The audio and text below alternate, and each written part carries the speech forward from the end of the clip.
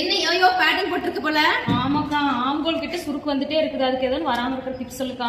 அவ்வளவுதானே, சொல்லிடுறேன். First ஆம்கோல் measurement கரெக்டா எடுக்கணும். எப்படின்றது பாக்கலாமா? பாக்கலாக்கா. ஆம்கோல் மெஷர்மெண்ட் எடுக்கும் போது எப்பவுமே கையை இடுப்புல வைக்க சொல்லிட்டு தான் மெஷர்மெண்ட் எடுக்கணும். டேப்பை அண்டர் ஆர்ம்ல இருந்து மேல கொண்டு வந்து ஷோல்டர் கிட்ட பிடிக்கணும்.